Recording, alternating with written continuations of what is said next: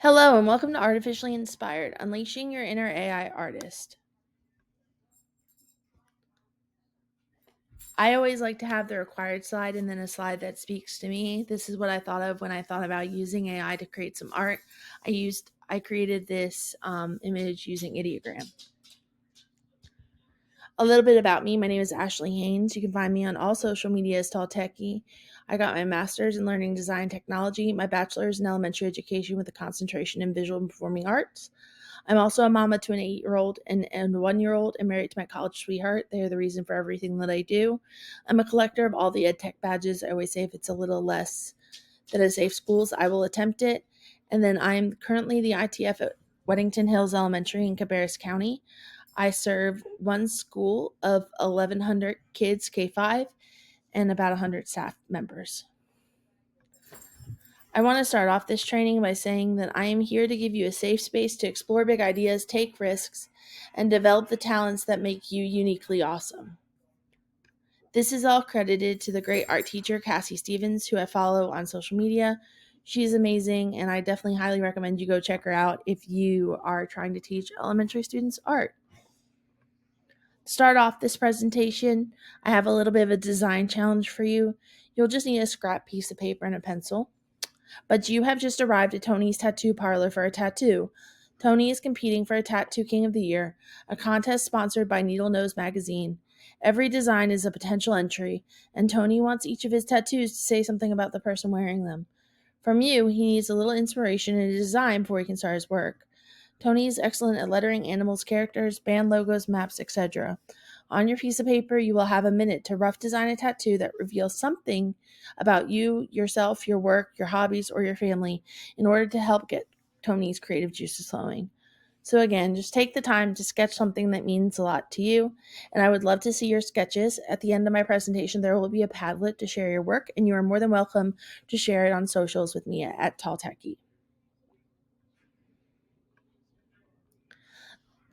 The purpose of this session today, we're going to explore generative AI imaging and how we can incorporate it into the classroom, the library, and the schoolhouse. My goals for you are to feel more comfortable using generative AI and be able to create the images that you need to be successful this school year. As always, our digital learning alignment to the standards includes these standards and will show you the basically magical ways that you can connect to your students, grow as an educator, and grow as a leader. I do have to give this warning to you, though. The presentation you are about to engage in contains resources that have or have not met the requirement of state data privacy agreements for students. While they are amazing resources, if you choose to use a non-state vetted resource with your students, please check with your district to make sure that the resource adheres to your district policy guidelines regarding apps and platforms, as well as privacy use and guidelines. We do not endorse any specific vendors or platforms, and saying Ashley Haynes showed me this amazing resource on an NCBOLD video will not cover you in any legal proceedings. If you have any questions or concerns, speak with your district's technology department. As far as the resources go, today we are going to be using Ideogram, Canva, Adobe Firefly, and Adobe Express. As you can see, Ideogram and Canva have the warning label underneath them because those are the ones that have not met our state resources. Please use extreme caution when using them with students. However, Adobe Firefly and Adobe Express, thanks to our wonderful CTE department, have been approved across the state. When it comes to generative AI, it is all about the prompting, and prompting takes practice. If you are one of those people that would like to start creating art immediately, but you struggle with prompting, one suggestion I have for you is using ChatGPT or something like that, so this way you can edit your prompt that way. Some fun science-based facts about creativity, because I'm a nerd. Sleep is beneficial for creative thought. Creative thinkers have slower nerves. Creative people live longer. Night owls tend to be more creative, and a diverse social network enhances creativity. Now we'll come to the portion where you can watch me. So when I'm creating my images on social media and beyond, I'm always asked, Ashley, how did you think of that? Where did you start? What did you click? So I've created a series of 2 videos for you, app smashing the apps that we've talked about today, where you can see each click in depth. First up, we have Firefly and Adobe Express. So the first thing I did was go on Adobe Firefly and say, I want a picture of a woman staring at the mountains. One of the quotes that means a lot to me is the mountains are calling and I must go. So what I did was I asked it for a woman staring at the mountains. From there, I went and edited the text. Throughout this video, you will see how I take this picture and edit it with the text to illustrate this beautiful quote. You can see I go through the different text types.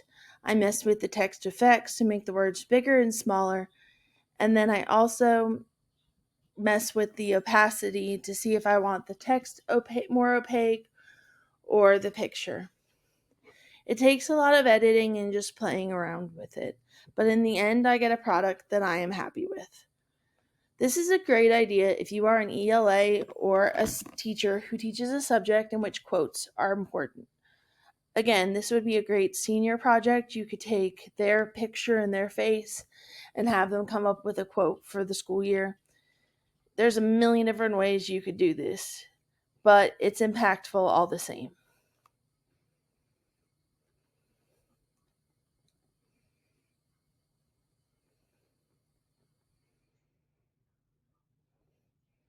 Here, I try to make mountains bigger than but I quickly realize that's not going to work, and I eventually do give up on it.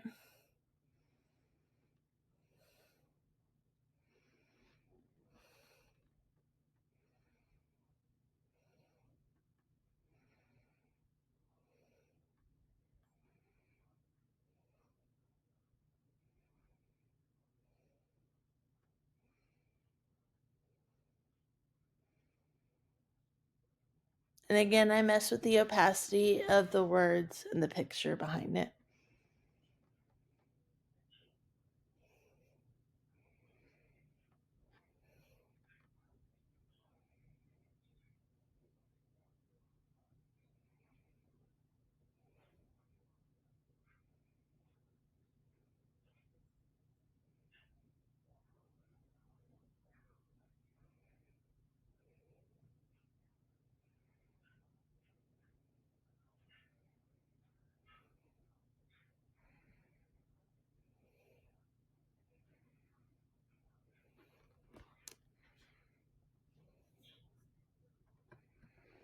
And there's the final product. Here, I'm app smashing ideogram in Canva. This one, I wanted someone that looked like me, and I wanted the quote, "The only way to do great work is to love what you do" by Steve Jobs. One of the reasons I love ideogram is it does like to spell. It's not the greatest with quotes and sometimes messes up, but if you're trying to spell your school name or something like that, it's great for that purpose. I will show you what I prompted ideogram to come up with this picture so you just can kind of see what I was thinking. But I do edit the quote with just a cuter font using the magic eraser tool in Canva.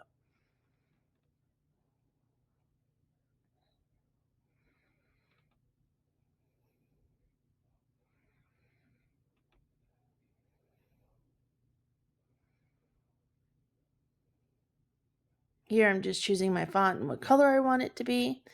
And then I'll use the curve tool and the duplicate tool over and over again to get the quote to be the size and the shape that I want it to be.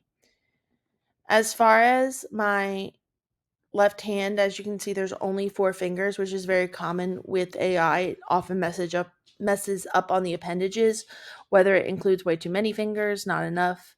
And so here I used a rainbow phone element to cover that up.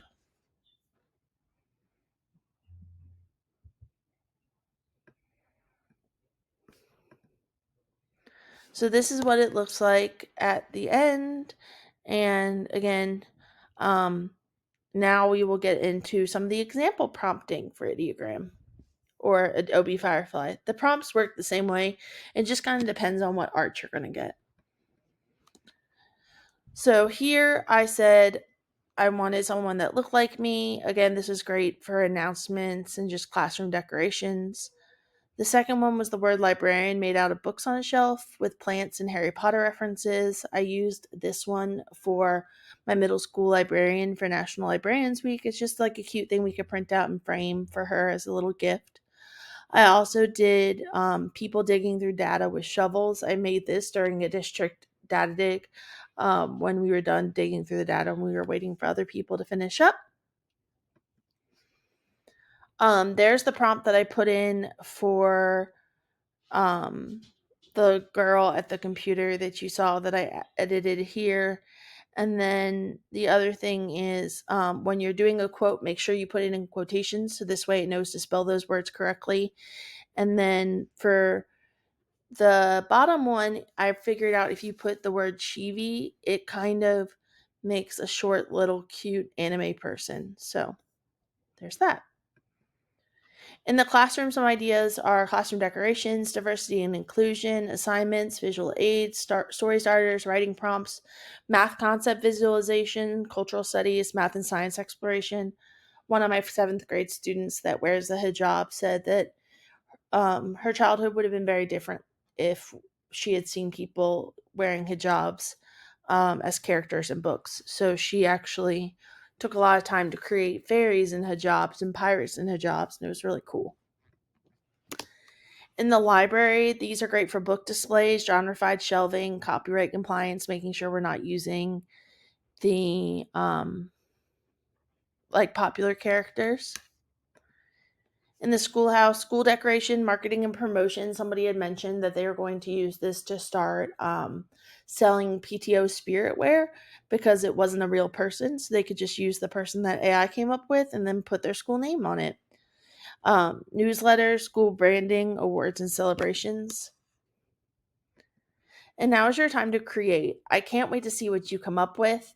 As I said before, there is a Padlet on this slide for you to share your creations. I would love to see what you do. You can also share them on social media and tag me at Tall Techie. I thoroughly hope you enjoyed this presentation. I can't wait to see all the things that you create, and I hope this brings you a lot of joy this school year.